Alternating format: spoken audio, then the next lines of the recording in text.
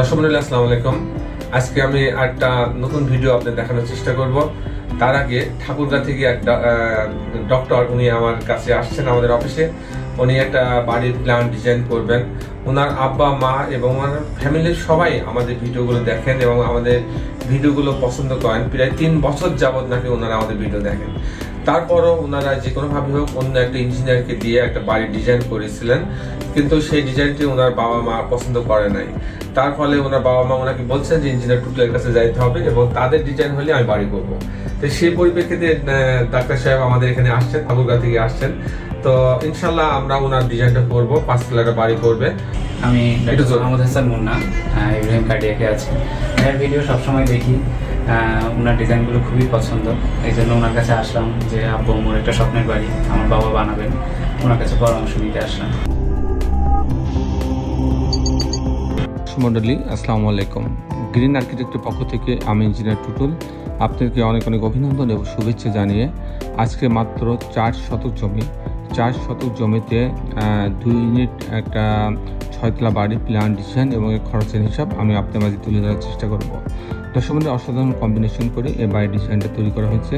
বেশ কিছু show pillar করা হয়েছে, রোভার করা হয়েছে, যার ফলে বিল্ডিংটা কিন্তু অন্যান্য বাড়ি থেকে একটু আলাদা দেখাচ্ছে এবং বেশ কিছু টেক্সচার সেট করা হয়েছে, যার ফলে এটার লুকিংটা একটু ইউনিক লাগছে এবং পর্যাপ্ত গ্লাসের ব্যবহার করা হয়েছে, ভার্টিক্যাল গার্ডেনিংয়ের ব্যবস্থা করা হয়েছে, সব মিলাই অসাধারণ। এবং বাড়ির ছাদটাকে বরাবর প্রত্যেকটা বাড়ির ছাদের মতন ছাদটাকে ডেকোরেটেড করা হয়েছে, পর্যাপ্ত গাছ লাগানো প্রভিশন রাখা হয়েছে, বাচ্চাদের খেলাধুলা করার জন্য আলাদা জায়গা রাখা হয়েছে, সব মিলাই অসাধারণ একটা ডিজাইন আমরা উপস্থাপন করতে যাচ্ছি।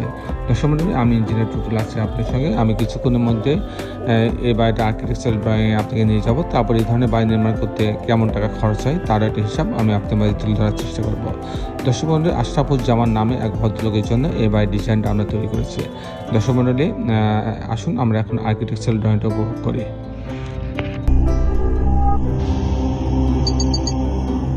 ড্রয়িংটা এরকম আপনি দেখতে পাচ্ছেন। এটা হচ্ছে গ্রাউন্ড ফ্লোর, টোটাল হচ্ছে 4 শতক জমি।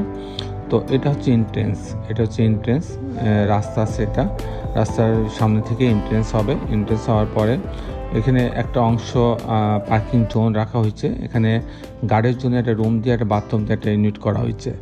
আর বাম পাশে 2টা বেডরুম, 2টা বাথরুম, কিচেন, ড্রয়িং ডাইনিং, 2টা বারান্দা দিয়ে একটা ইউনিট করা হয়েছে। আর এখানে মাঝ বরাবর সিঁড়ি এবং লিফট রাখা হয়েছে। তো দর্শক মণ্ডলী, আমি মূলত টিপিক্যাল ফ্লোর প্ল্যানটা দেখানোর চেষ্টা করব যে কী করে 2টি ইউনিট সাজানো হয়েছে। প্রত্যেকটি ইউনিটে 2টা করে বেডরুম, আলাদা ড্রয়িং রুম, আলাদা ডাইনিং রুম, কিচেন দিয়ে সাজানো হয়েছে। তো পার্কিং জোন দিয়ে লিফটের লবিতে আসবে। আসার পর ইউনিট এতে যখন যাবে তখন 752 স্কোয়ার ফিট পাচ্ছে। তো এখানে ঢোকার পরেই একটা ড্রয়িং রুম পাচ্ছে, বেশ বড় একটা ড্রয়িং রুম পাচ্ছে। আর ড্রয়িং রুমের পাশে সাথে একটা বারান্দা আছে, এখানে একটা কমন টয়লেট রাখা আছে। আর এখানে একটা ডাইনিং রাখা আছে, ডাইনিংয়ের সাথে একটা কিচেন রাখা আছে। এটা একটা বেডরুম, এই বেডরুমের সঙ্গে একটা টয়লেট অ্যাটাচ করা আছে। আর এখানে আর একটা বেডরুম রাখা আছে, এই বেডরুমের সঙ্গে একটা বারান্দা রাখা আছে, একটা গ্রিন টোন রাখা হচ্ছে। এই হচ্ছে 752 স্কোয়ার ফিটের মধ্যে 2টা বেডরুম, 2টা বাথরুম, কিচেন, ড্রয়িং ডাইনিং, 2টা বারান্দার সামনে ডিজাইন তৈরি করা হয়েছে। তার সঙ্গে আমি ইউনিট যদি আমি বিতে যাই তাহলে 692 স্কোয়ার ফিট। এখানে ঢোকার পরেই একটা বড় একটা ড্রয়িং রুম পাচ্ছে, ড্রয়িং রুমের সঙ্গে একটা বারান্দা রাখা আছে। আর এখানে ডাইনিং আছে, ডাইনিংয়ের সাথে একটা কিচেন রাখা আছে। এখানে একটা কমন টয়লেট রাখা আছে, এটা একটা কমন টয়লেট। এটা একটা বেডরুম রাখা আছে। আর এখানে আরেকটা বেডরুম রাখা আছে, মাস্টার বেডরুম, এর সঙ্গে একটা টয়লেট অ্যাটাচ করা আছে এবং একটা বারান্দা রাখা আছে। এই হচ্ছে মোটামুটি আর্কিটেকচারাল ড্রয়িংটা ছিল এরকম। দর্শক মণ্ডলী, আপনারা জানেন যে আমরা যখন আমাদের ডিজাইনগুলো করি, আমরা ডিজাইনের সঙ্গে আমরা আর্কিটেকচারাল ড্রয়িং দিয়ে থাকি, 3D মডেল দিয়ে থাকি, স্ট্রাকচারাল ডিজাইন দিয়ে থাকি, ইলেকট্রিক্যাল ড্রয়িং দিয়ে থাকি, প্লাম্বিং ড্রয়িং দিয়ে থাকি, এস্টিমেট দিয়ে থাকি, পৌরসভার শীট দিয়ে থাকি এবং এই যে আপনার যে টোটাল প্রজেক্টটার এটা ম্যাটেরিয়ালস কস্ট এস্টিমেটও আমরা দিয়ে থাকি। তো দর্শক মণ্ডলী, আমরা যে ডিজাইনগুলো করি সেগুলো আমরা ইউনিকভাবে তৈরি করার চেষ্টা করি এবং আমরা সময় নিয়ে আমাদের একটা ডিজাইন 7-8 জন ইঞ্জিনিয়ার মিলাই করে, যার যার কাজ একজনের কাজ, যেমন আর্কিটেক্ট যে কাজ করে ওনার কাজ আর্কিটেকচারাল ফ্লোর প্ল্যানটাই শেষ, তারপর 3D মডেল করে আরেকজন আর্কিটেক্ট। এভাবে প্রত্যেকটা কাজ আলাদা আলাদা ইঞ্জিনিয়ার করে, যার ফলে ডিজাইনগুলো ইউনিক হয়, সুন্দর হয়। তারপর আমরা ছাদ ডেকোরেশনের জন্য আমরা এক্সট্রা সময় দিই, এক্সট্রা কাজ করি, ছাদটাকে আমরা ডেকোরেট করার চেষ্টা করি এবং পর্যাপ্ত গাছ লাগানো প্রবেশনা ছাদে রাখা হয়। তো দর্শক মণ্ডলী, এখন আমি আপনাদের দেখানোর চেষ্টা করব যে এই ধরনের বাড়ি নির্মাণ করতে কেমন টাকা খরচ হয়, তার একটা হিসাব আমি আপনার বাড়ি তুলে ধরার চেষ্টা করব। দর্শক মণ্ডলী, এই ধরনের বাড়ি যদি আমি নির্মাণ করতে চাই, 6 তলা বাড়ি, এখানে আমার স্যান্ড পাইলিং লাগবে, 20 ফিট স্যান্ড পাইলিং লাগবে, তাদের প্রতি কাঠাতে 2.5 লক্ষ টাকা খরচ হবে। তারপরে যে খরচটা আসবে ফাউন্ডেশন খরচ।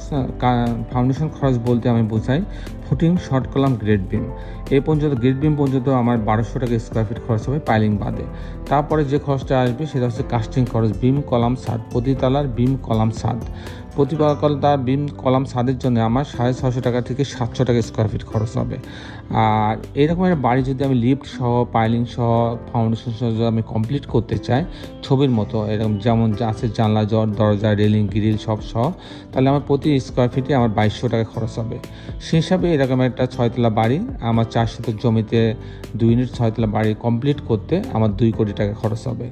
দর্শক মণ্ডলী, এই ছিল মোটামুটি আজকে আমার উপস্থাপনা। আপনি যারা দেশে এবং দেশের বাইরে আমার এই ভিডিওটি দেখলেন, সবাইকে আমি আমার প্রতিষ্ঠান গ্রিন আর্কিটেক্টের পক্ষ থেকে অনেক অনেক অভিনন্দন এবং ধন্যবাদ জানাচ্ছি।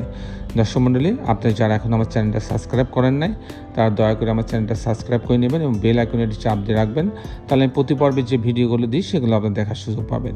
তো দর্শক মণ্ডলী, শেষের বেলা একটি কথা, আসুন আমরা সবাই আমাদের এই সুন্দর পৃথিবীটাকে সুন্দর রাখার জন্য অন্তপক্ষে একটি করে গাছ লাগাই। সবাই ভালো থাকবেন।